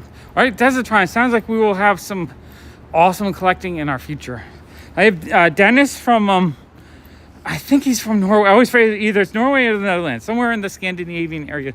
He's sending me a box of 60 comics that he picked up locally and some Italian Ziggy stuff. I'm really excited for that trade. And he wants just a bunch of really cool 1980s like toy property stuff. G.I. Joe, Transformers, Care Bears. He also wants Disney stuff, but he's okay with kind of beat up Disney. So I'm going to be sending him some like 1950s and 60s Disney stuff. And some of those I actually might sell, give to him like 3-for-1 because those are kind of cheap, especially the 60s and 70s ones. So I might give him like for every one he gives me, I'll give him like 2 or 3. And then he wants, what was the third thing? And I think he's okay with like some Hanna-Barbera stuff. So I'm going to send him some of that as well. So I'm really looking forward to that trade with him. Cannot wait to open it. He sent me a free, he just gave me a gift box at Act of Kindness 2 or 3 months ago. And it was absolutely amazing. It blew me away. So he's like, you want to trade? I'm like, heck yeah. Because Because if what he sent me already is a sign of what there is, that's amazing. Another guy from the same area, he says I think he goes to Holland, he said. And there's like a local shop there that has 1,000 of €1 books that goes and he fills like a short box full. Like, I want to take a trip. I want to go to Europe and find a €1 box of international comics. That sounds like such a joy to me. Because in the US, you don't find international books for $1 or $1.20 or whatever the translation is. I would love to just take a trip and buy like a few long boxes of comics. I mean, like what I do right now in my local shops, but do it overseas. It'd be freaking awesome. I need to take a trip somewhere like that and just find them. Or find ways to start trading. I'm thinking with with AI. There's a new AI. I'm not sure if YouTube's done it yet, but they're doing it soon, where it's going to translate language into foreign language, and it'll sound like the creator, and the mouth will move to the proper words, so it'll sound and look like natural speech in the person's voice, but translated. I cannot wait to do that. Once that happens, I'm gonna make videos in every language, just trying to find people around the world to trade with me.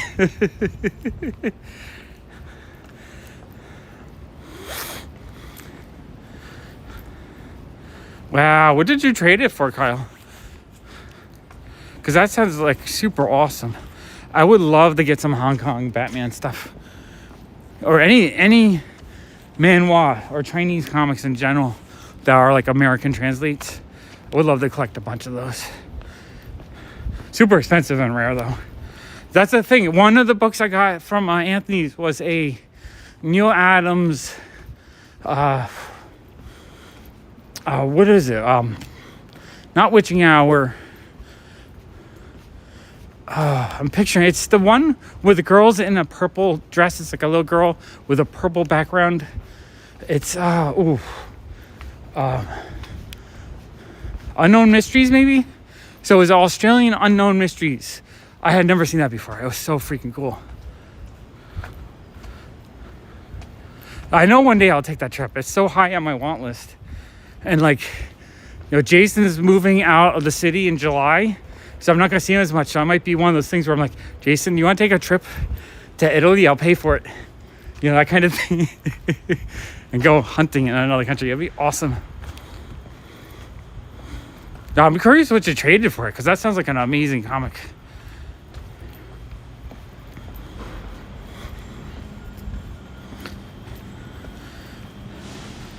I did just break down and buy like I've been holding back buying from Japan, but the yen keeps getting weaker. I think it was at 151 yen per dollar. So I had to look. So I just bought 20 or so Ziggy items. But now I'm thinking I need to go and try to find some manga that I want to buy cheap. Oh, you got the giant size X-Men Pence. What was the Pence variant you got? Now I'm drawing a blank. I know you said you got one, the 2.5. Was it just a regular 2.5 or was it a Pence 2.5? Because that feels like a very fair trade to me. I think you actually got the better value out of it. Amazing, though. Amazing. That person got something rare and you got something that's super sought after and valuable.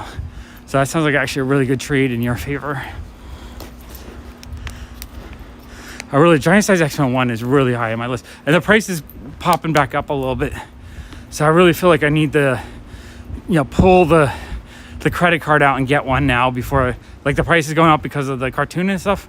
But I think once Deadpool comes out, you see a couple X-Men in that and people are going to start getting silly.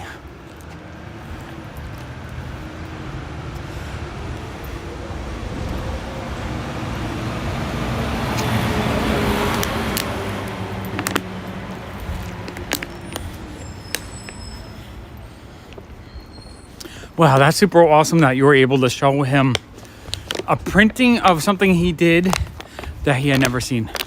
That's super cool, because I'm assuming they would just sell the rights overseas and the artist wouldn't get copies. So it was the US giant size, but it was like a 2.5. Was it graded or raw?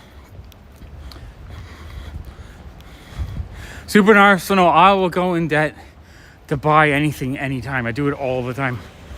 Why? Because I buy and sell stuff. So what I do is I'll go into debt if it's the right timing, and then I will sell a bunch of stuff and pay it off before I pay interest. The last thing I want to do is pay interest on it. Oh, manga. I've been buying so much manga. I have not been reading as much. So I'm trying to think of what I have read, but I haven't really had time to read as much. I did just buy Already Graded. Awesome. Fantastic. So you don't have to worry about any kind of surprise restoration or anything. Yeah, that was a good trade. I did just get like 100 or so Japanese Osamu Tezuka manga volumes. There was a guy selling them on Macari. I bought some from him last year because I had some Macari credit to spend. And then recently I watched the documentary on ElfQuest, and I was like, and they were basically saying Wendy Penny was influenced by Osamu Tezuka. So I was like, oh man, I should buy more of his stuff. And then I remember that guy had a bunch of the Japanese volumes. So I looked, and he was still selling a bunch on Macari for like $3 to $6 a piece, which I know if I bought them in Japan, they would cost more. You know, just the shipping and all that. So I ended up just buying like 100 different from him. I spent, I think, like $400.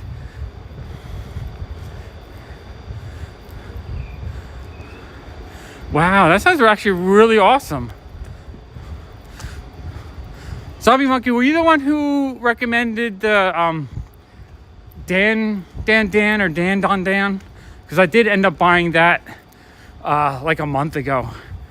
I bought the one day I was walking in the snow when I went over the bridge, and then I ended up hanging out with Jason for that day. I actually bought a lot of manga that day because we went to what you would call it, Strand. Strand had a lot of manga for like half cover price, so I ended up buying a whole bunch there. Night of the Living Cats. I'm gonna have to get that. That sounds awesome, actually.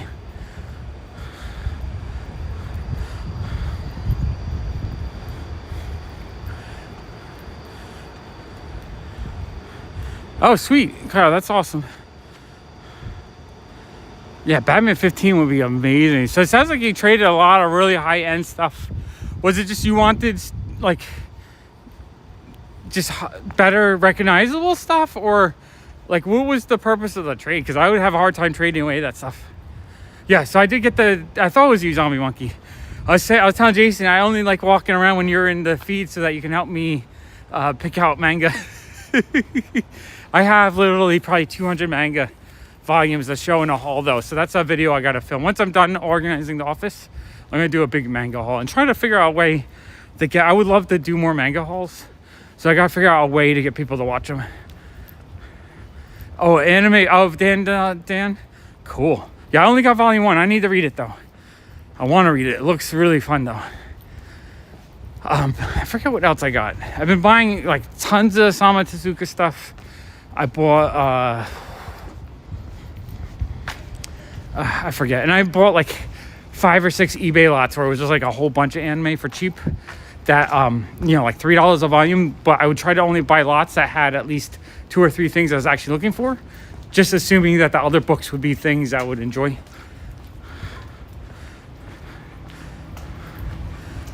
Yeah, manga hauls. I want to do them because to me, manga is what I want to actually read right now. So I actually more excited to go through them. No, Zombie Monkey, you can always give me suggestions because I like learning about new stuff to find and pick out. It's fun. I mean, I just enjoy how manga reads. It's usually a quicker read. It's usually a little bit more action-packed. It's more about the gestures and... like, it flows so much quicker for me, so it's a lot easier for me to read, so I actually enjoy it a lot more. American comics can get very wordy, almost like you're reading a novel with some pictures. So I kind of like it when... Oh, you know what I read? Oh, I read volume 1 of My Name is Shingo. That's something I read. I read that, like, as soon as I got it in, like, an hour. It was awesome.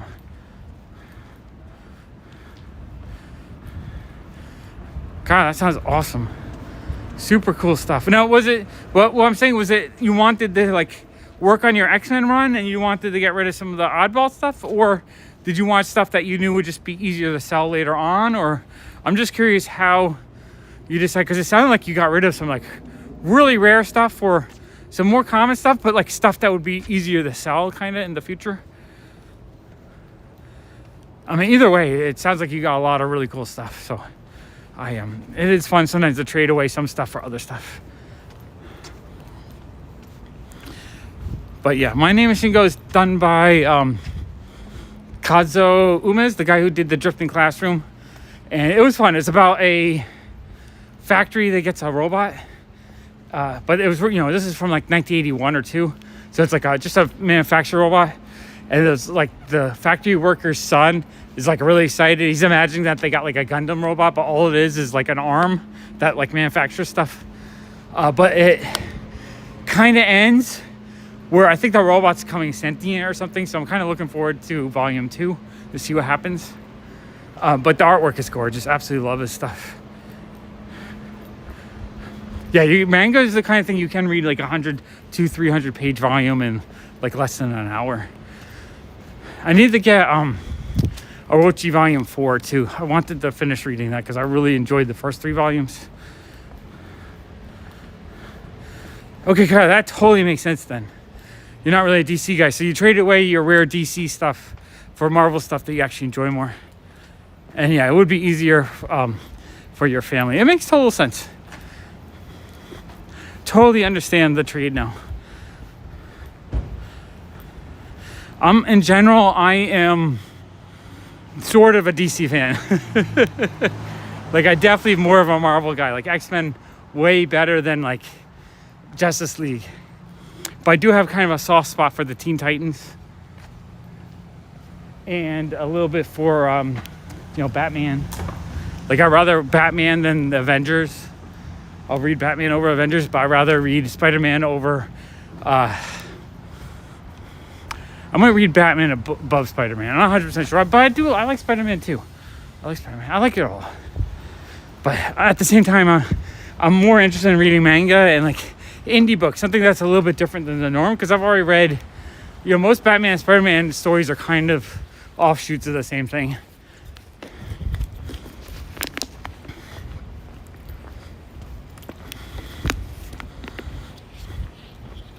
But yeah, I've become a pretty big fan of the Kazuo Umes stuff. It's all like horror genre. So it's just like, it's kind of creepy, but drawn beautifully. Like the Drifting Classroom is a gorgeous story. I absolutely love that one. Orochi is a bunch of short stories, but like volume 3 was only 2 stories. So each one was like 150 pages. Really like that. Yeah, I think I like Marvel more than DC, but there are times where I prefer DC. So it honestly just really depends on the artist and the writer. Right? A good writer can write anything. A bad writer can ruin anything. So it's more about who's writing it than if it's Marvel or DC. I'd rather read a really awesome, well-written Deadshot comic than a poorly written Spider-Man comic. Or a really well-written... Lobo comic or something than like a poorly written X-Men comic. Even though I love the X-Men. But you give me those like, late 70s into 80s Claremont X-Men stuff. Whew, that to me is beautiful.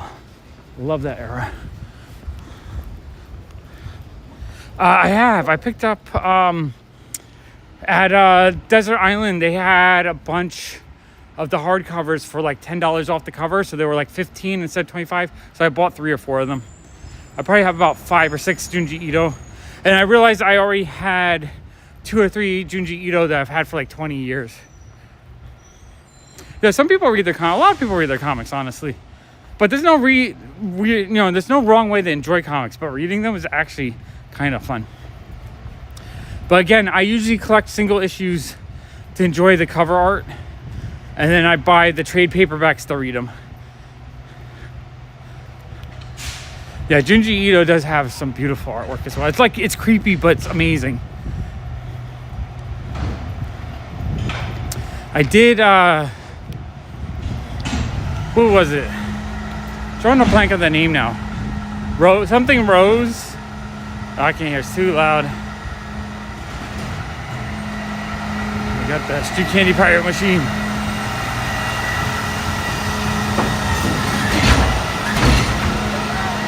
Yeah, I can't hear myself.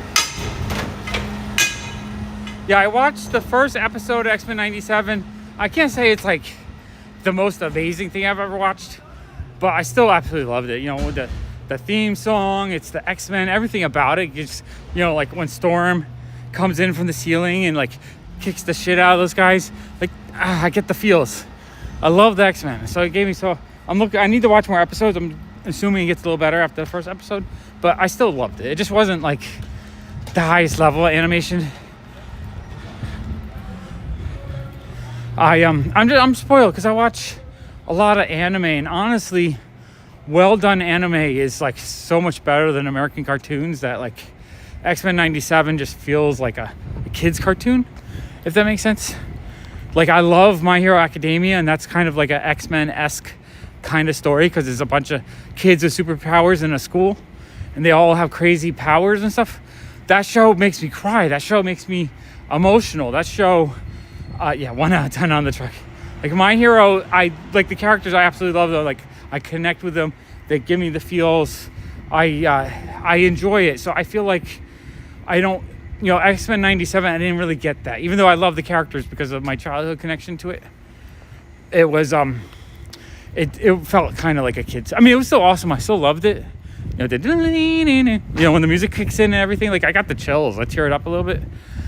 But it definitely felt like not the tier of animation that I'm used to watching. I'm trying to think of what else. I watched first season of Made in Abyss a few months ago, and that was like amazing.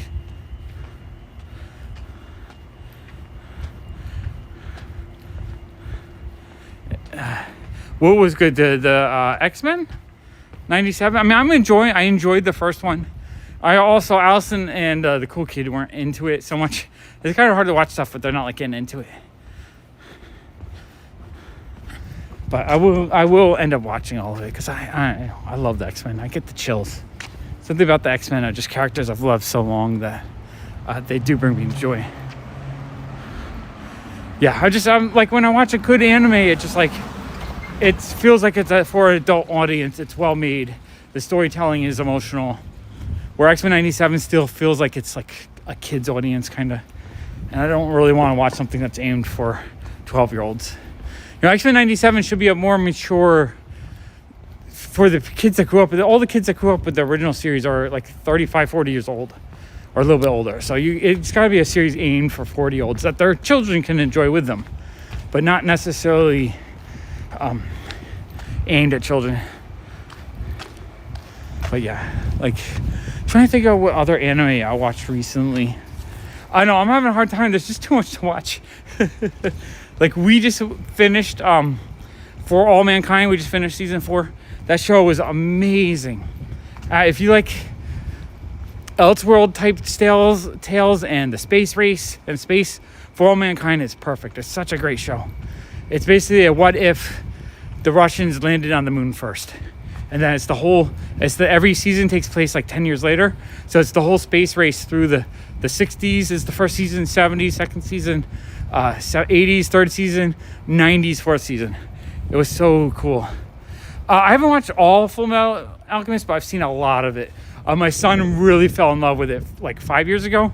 So he's seen all of the original series and all the spin-offs. If you look on the comic channel, there's probably a Big AppleCon haul hunt video from like 3 years ago where we're actually looking for Full Metal Alchemist stuff for him because he's really on a big kick then. And I like that. It's such a emotional, sad story that was really good. I watch a good amount of anime. I do really love anime. I feel like I need to see more. Oh, that's what I watched. I watched Something Rose. It was a Sama Tezuka manga that they did an anime in the 80s of. I was like, oh, let me just watch the anime. And I kind of enjoyed it. It was cheesy. It felt like 80s, but I still enjoyed it. Oh, thank you, Kyle. I look forward to checking it out. That sounds like some amazing stuff. Amazing stuff. South Park never actually really, like, it's funny, but I never really like cared for the characters, so it never really caught my attention. Like the episode where Cartman and his friends they become big online MMO gamers, and like they can't leave because they're on like in a mission, and so like he's screaming for his mom, and his mom he has to take a shit, and his mom brings a bowl down, and he's like shitting all over the place into this bowl so that he doesn't, like, it's funny as fuck. It's funny, but I never felt like each episode connected to each other enough that I want to continue watching it. It's more like the occasional joy of silliness.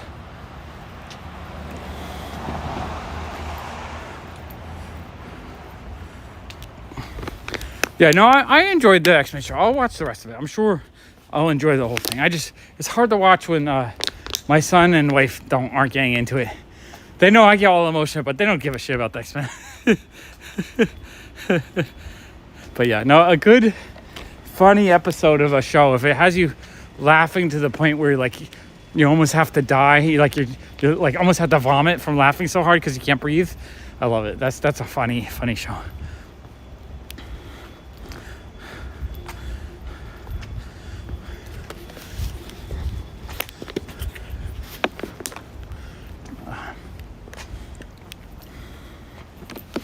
What I want to look into is I need to find if there's more anime movies to watch, because anime movies are my favorite, but I feel like there's so few of them that like I end up watching. I need to find more.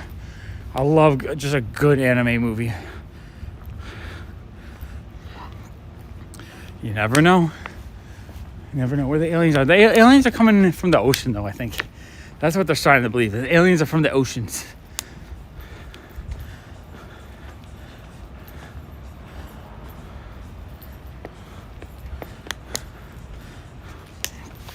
Honestly, I have not watched some of the newer seasons, so I don't know if they, like, I haven't watched it. I finished this water, I think. Fist of the North Star, yes. I have a bunch of the manga I need to read, but Fist of the North Star is definitely a series I want to watch. I love the artwork. I lucked out and bought a whole bunch of the Japanese volumes for $1 each last year, I think. Oh.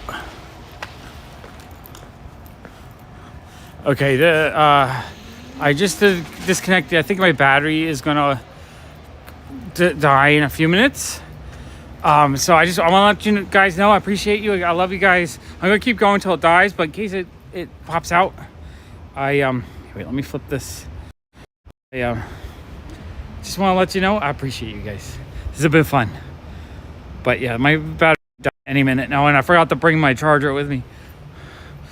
Spy Family is fine. I haven't watched all of Spy Family, but what I have watched I really loved.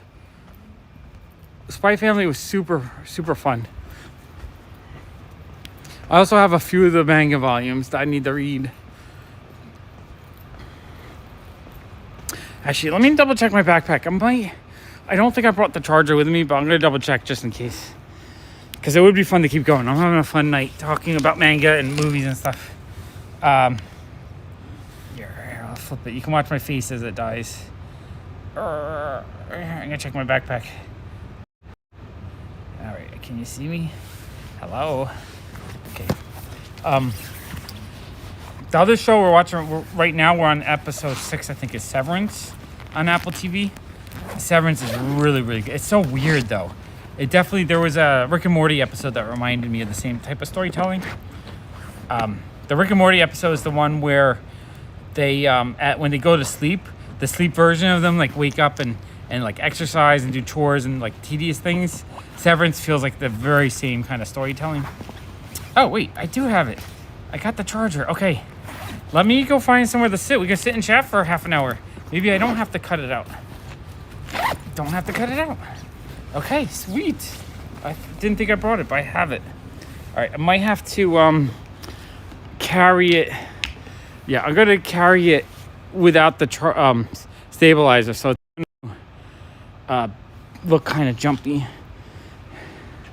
Okay, let me turn off this. Okay, got it.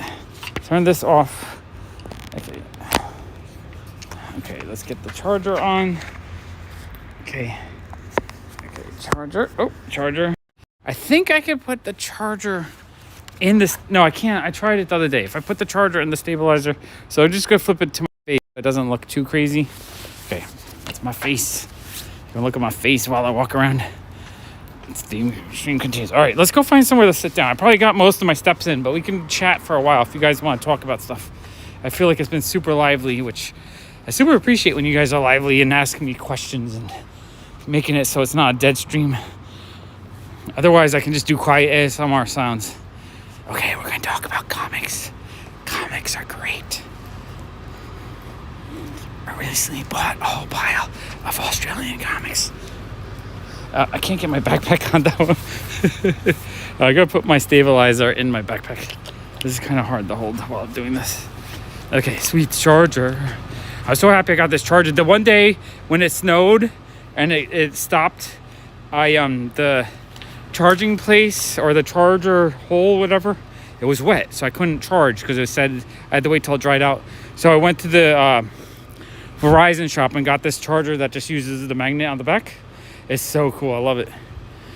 The only thing is my stabilizer, I can't use it while the charger's on, but I think if I sit at a bench for like half an hour, I could charge it up enough to go for another half an hour.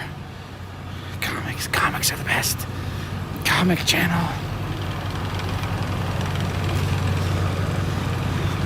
You know what? I want to, oh, I can't zipper up my backpack. Okay, zipper my backpack. Okay, you know what we're gonna do? We're gonna be crazy walking around. I'm gonna walk a few blocks, see if we can find the book nook, to see if there's any cool stuff in the book nook. I think we're 3 or 4 blocks from there. Anime is the best. Let me go through anime. I love. I forget the director's name, but the director that did Summer Wars and Wolf Children. That director makes amazing movies. If you haven't watched them. The director who did Weathering with You and Your Name, amazing. He has a newer movie that came out at the end of last year that I haven't seen yet. I really want to see that one. I forget the name of it. Obviously, I love Hayao Miyazaki movies. I think I've seen them all. I think there's one with like an older one that was more towards kids with raccoons in it. I haven't seen that one. That's one I need to watch, but that one didn't sound as appealing. I like his like weird sci-fi stuff and stuff with robots. Totoro is like one of my all-time favorite movies. 80s anime, I love Wing of the Hanames.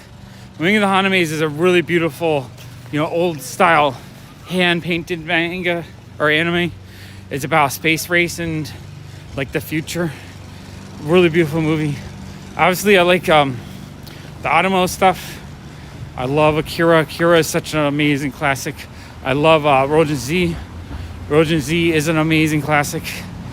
Rogen Z is about a AI that controls a like a nursing bed. Yeah, so I always forget his name. Mamoru Hosoda did Summer Wars. He's done like 5 or 6 movies. Absolutely love all of them. I think the slowest one for me was the was it Hosoda that did the 5 centimeters a second, or is that the other guy who did Your Name? He might have done the Your Name one. And I think that guy also did Garden of Words, which was good. The Silent Voice anime was really good. Like, I love anime movies. So that's, I gotta cross here. Anime movies is what I want to watch, because those are more like rounded out and they just look beautiful. They are gorgeous movies. Okay, let me make sure I don't get run over. Okay, I hope this isn't too boring watching my face jump all over. Oh, The Girl Left Through Time. Yes, The Girl Left Through Time was amazing. Love that movie. That's another great movie he did. Did he do The Boy and the Beast, or was that the Your Name director? I always mix those two up. But The Girl Left Through Time is great. It was an awesome time travel anime. Super. Is there any movies that you recommend? Like, is there any really good anime movies that I should be watching that's not in the vein of the stuff? Here, you guys can see what's in here. Because that's kind of what I'm looking for. Is just more movies that are just absolutely amazing that I've never seen. That's a kid's book. This is Classy. And this is Cloud Cuckoo Land. Sounds interesting. All right, no graphic novels today. Gotta double check. Gotta double check. All right, let's go find a bench to sit on while this is charging a little bit. Or, I don't know, maybe I'll get too tired.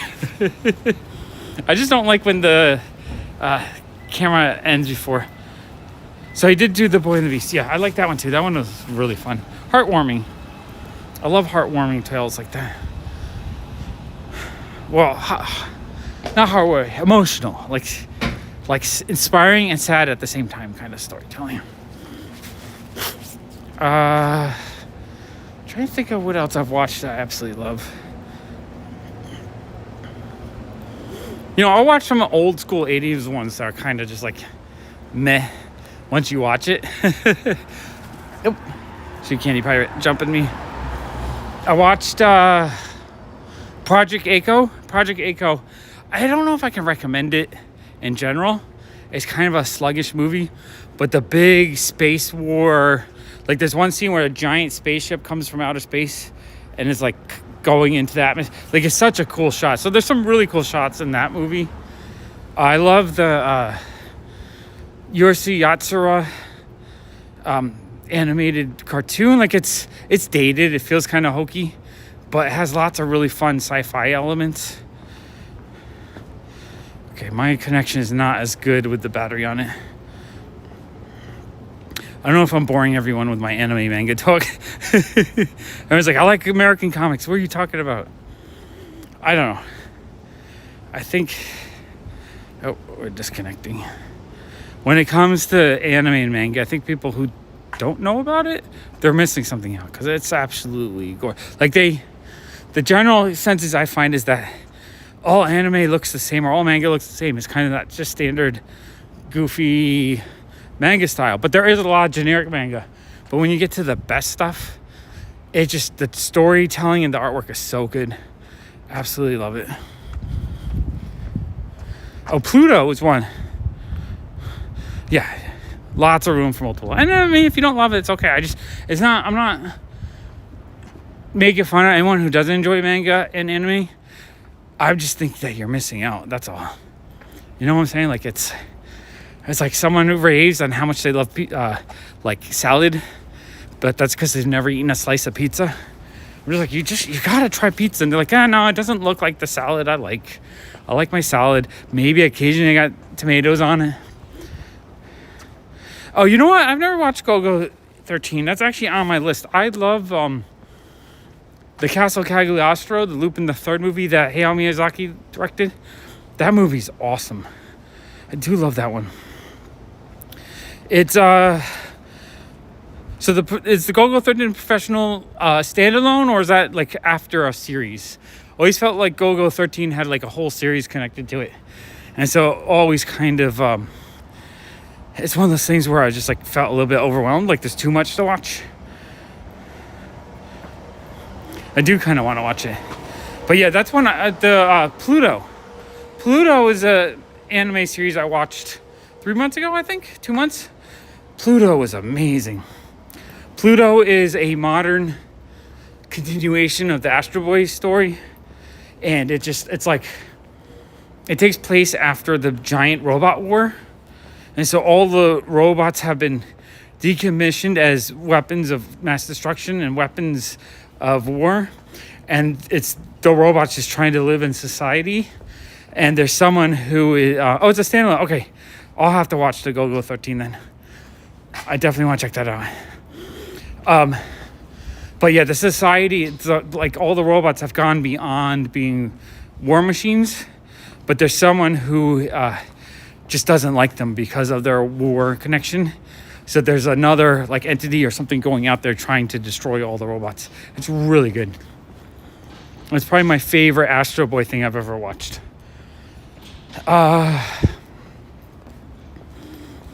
Drawing a blanket, what else? Yeah, I know every time my wife is like, I can't read manga, it's left to right. But honestly, it flows so well for me that I'm so used to it at this point. It's like, maybe my brain is just designed to read that way better. Maybe I find it actually almost easier. But I'm also dyslexic, so I can't read normally that well. So maybe it's something about the backwardsness that helps me read it better. But also the way they structure the words, like American comics, you know, from left to right, but it, like, the bubbles are up and down and all over the place. It's sometimes disorganized how to read it in the what order. Whereas manga is always higher bubble to lower bubble, right to left, and it always flows really well for me. Like, it's almost never a moment where I'm kind of confused as to where the bubbles go. Whereas American stuff, sometimes the bubbles are all over the place that you kind of like read stuff out of order. All right, I think I'm at 2 hours now. I could go for longer, but you know what? I forgot. I have to head over to the office and film another Unhaul series. Hope you guys are enjoying the Unhaul series on the main channel. I've been having fun. So I appreciate you guys. Love you guys. I'll talk to you soon. Bye. Oh, trying to hit the end button. Okay, I will see you guys on Pop Fun to Play tomorrow or the next day.